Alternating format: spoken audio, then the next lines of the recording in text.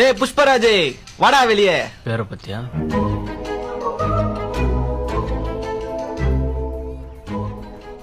இவனாடா? ஆமா மச்சான். டேய், உனக்கு எவ்வளவு நெஞ்சு தைரியம் இருந்தா சோசியல் மீடியா இவ்வளவு ஆக்டிவா இருக்க காலத்துல போய் ஒருத்தவங்க செக்ஸ் ரிப்போர்ட் பண்ணி ஏண்டா?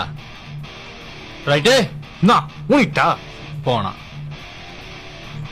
இவனை பாத்தியா? இவன் ரைட் ஹேண்டு. ஊன்னு சொன்னா உன் மூக்குல எக்ஸ்ட்ரா ஓட்ட ஒண்ணு போட்டு விட்டுறான். பாக்குறியா?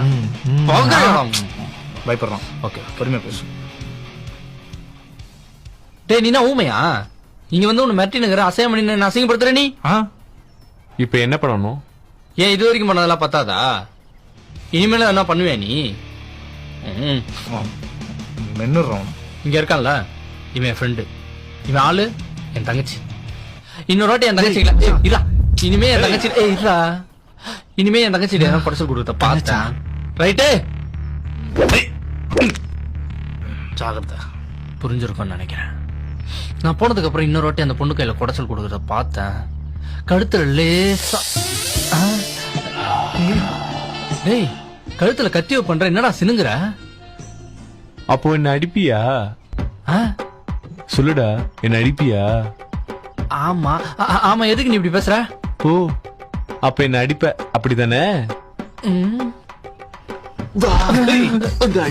டேய், என்னடா பண்ற? உடுறா என்ன? நீ தானே சொன்ன அடிப்பன்ட்டு. வா. என்னடா உம்மா குடுக்குற? டேய், யாரா அவன்? பைத்தியங்கத்தையும் முடிச்சிட்டாரா அவனுக்கு? டேய், நல்லா பார்த்து சொல்லு. இவனாடா வாலிட்ட பிரச்சனை பண்ணா? எது ஏன் ஆல்டியா? டேய், இவன் செக்ஸ் குடுத்தது ஏனுக்குடா? நான் போறப்ப வரப்பெல்லாம் என்ன அபியூஸ் பண்றான்டா பொறுக்கி.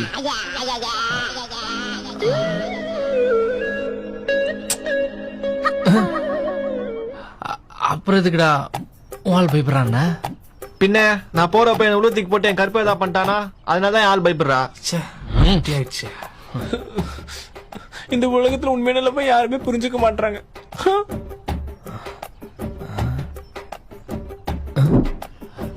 என்ன பண்றான்? ஃபீல் பண்றானா? என்னடா பண்றது? இதோ பண்றேன், இரு பண்றேன்.